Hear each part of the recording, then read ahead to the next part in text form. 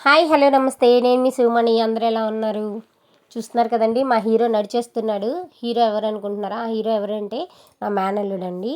నిజంగా నా మేనల్లుడికి నేనంటే చాలా చాలా ఇష్టం అనమాట. నాకు కూడా అంటే వాడంటే చాలా చాలా ఇష్టం చిన్నప్పటి నుంచి కూడా అసలు. అలాగే వాడు మొన్న బర్త్డే అయింది వాడిది. వాడు ఫోన్ చేసి, అత్త నేను ఇంటికి వస్తాను, నా కోసం కొన్ని స్పెషల్స్ చేయని ఒక లిస్ట్ చెప్పాడు, రాసుకో అని చెప్పి. అందులో వెజ్ బిర్యానీ అడిగాడు, అలాగే పన్నీర్ కర్రీ అడిగాడు, రైతా అడిగాడు అనమాట.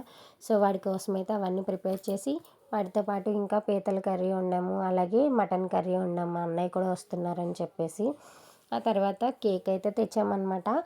2 కేక్స్ ఏంటంటే, ఒకటి మేము తెచ్చాము, ఒకటి వాళ్ళు కూడా వచ్చేటప్పుడు కేక్ తెచ్చారు కట్ చేయిద్దామని చెప్పేసి. సో వచ్చిన తర్వాత మా బుడ్డోళ్ళని కూడా మేము స్కూల్ నుంచి తీసుకొచ్చేసాము. వాళ్ళు కూడా బావా బావా అన్నారు. మార్నింగ్ వెళ్ళిపోండ్రా తీసుకొస్తామని చెప్పేసి చెప్పామన్నమాట. సో వాళ్ళు కూడా తీసుకొచ్చేసిన తర్వాత అందరం ఫస్ట్ భోజనాలు అయితే చేసాము. అందరం మంచిగా భోజనాలు చేసేసి కాసేపు కూర్చొని మాట్లాడుకున్నాం అనమాట చక్కగా. మాట్లాడిన తర్వాత అప్పుడు కేక్ కటింగ్ ఈవినింగ్ అయితే మొదలు పెట్టాము సెలబ్రేషన్. సో చిన్నగా మంచిగా సెలబ్రేట్ చేసుకున్నాం. అందరూ కూడా వాడికి కేక్ తినిపించాము, ఫొటోస్ తీసుకున్నాం అనమాట. అక్షంతలు వేశారు, అందరూ మంచిగా బ్లెస్సింగ్స్ అయితే ఇచ్చేసారనమాట. కానీ మా నలుగురు పిల్లలు కలిస్తే అసలు అల్లరండి. ఎవరైనా పిల్లలు కలిస్తే అల్లరే కదా. అసలు వీళ్ళ నలుగురు కలిసారంటే కోతులే అని చెప్పచ్చు అనమాట. అసలు ఎంత అల్లరి చేస్తారో, కానీ భలే ముద్దుగా ఉంటుంది అనమాట. నలుగురు కూడా చాలా మంచిగా ఉంటారండి. ఒకళ్ళంటే ఒకరికి చాలా చాలా ఇష్టం అనమాట.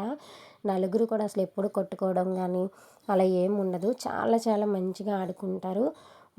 మేము కోరుకునేది ఒకటే, వాళ్ళు ఇప్పుడే కాదు ఎప్పటికీ కూడా లైఫ్ లాంగ్ ఇలాగే హ్యాపీగా ఉండాలి, బాండ్ ఇలాగే మంచిగా క్యారీ అవ్వాలి అని చెప్పేసి అయితే అనుకుంటానమాట. ఎటువంటి గొడవలు లేకుండా తప్పకుండా వీళ్ళు కూడా అలాగే ఉంటారు. ఆ తర్వాత అందరూ అయితే సెలబ్రేషన్స్ అయితే ఇలా జరుపుకున్నాము.